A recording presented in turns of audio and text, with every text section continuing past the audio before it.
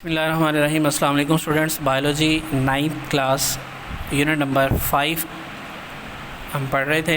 तो बेटा इसमें अब तक हम एपोप्टोसिस तक कंप्लीट अपना लेक्चर, जो लास्ट लेक्चर था वो एपोप्टोसिस पर था। ठीक है, आज इसका लास्ट लेक्चर है और वो है नेक्रोसिस पर। ठीक है, आज ये यूनिट ख़त्म हो जाएगा, यानी इस यूनिट की लर्निंग जो है आपकी कंप्लीट हो जाएगी जी। तो नेक्रोसिस क्या है? ये एक्चुअल एक फिनोमेना है of death of a cell, but in accidental आप कह सकते हैं, accidental death of a cell. ठीक है, necrosis is an accidental death of a cell and living tissues, यानी कि टिश्यूज़ की या सेल की जो एक्सीडेंटल डेथ है, यानी हादसे की सूरत में, चोट लगने की सूरत में, कट लगने की सूरत में, किसी भी सूरत में ये हो सकती है। ठीक है, necrosis is less sequential than apoptosis.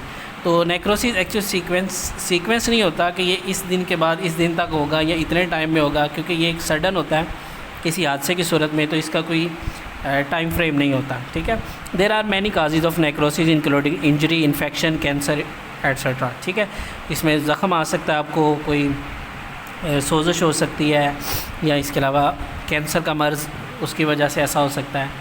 ठीक है, नेक्रोसिस में occur when a cell is given hypoxic with less oxygen, यानी इस स्टेज पर हो कि चोट लगने की सूरत में उस हिस्से को ऑक्सीजन नहीं मिले, या ठीक है एनवायरनमेंट्स, हाइपोक्सिक एनवायरनमेंट, ऐसा एनवायरनमेंट जिसमें ऑक्सीजन ना मिल पाए। ठीक है, तो अल्टीमेट जिस हिस्से को चोट लगेगी, कट लगेगा, ज़ख़म आ जाएगा, तो खून की सप्लाई वहाँ पर डिस्टर्ब होगी या खून वहाँ से बहना शुरू हो जाएगा, तो अल्टीमेट लेस ऑक्सीजन वाला माहौल जो है वो पैदा हो जाएगा, जो उस सेल के लिए ख़तरनाक है।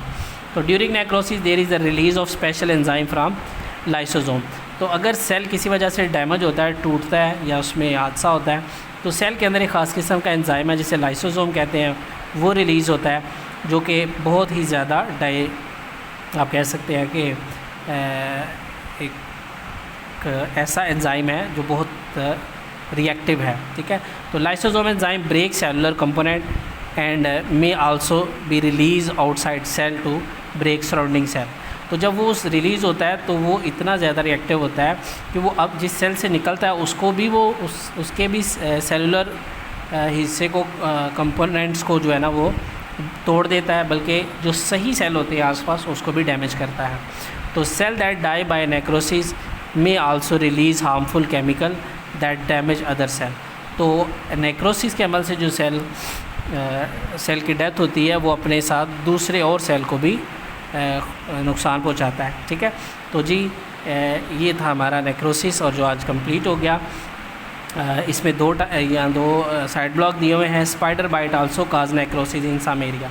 अगर मकड़ी काट जाए किसी जिस्म के हिस्से में, तो उस हिस्से में भी जो है स्वेलिंग टाइप ऐसा हो जाता है, जिससे सेल जो है वो नेक्रोसिस के अमल से गुजरता है।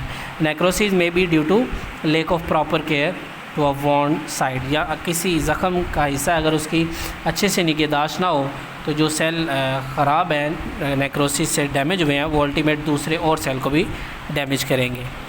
जी स्टूडेंट्स, होप्सो आपको इसकी समझ आई होगी। तो हमारा आज का यूनिट नंबर 5 यहाँ पर कंप्लीट हो जाता है। इंशाल्लाह अभी नेक्स्ट चैप्टर के साथ दोबारा हाजिर होंगे। तब तक के लिए अल्लाह हाफिज़।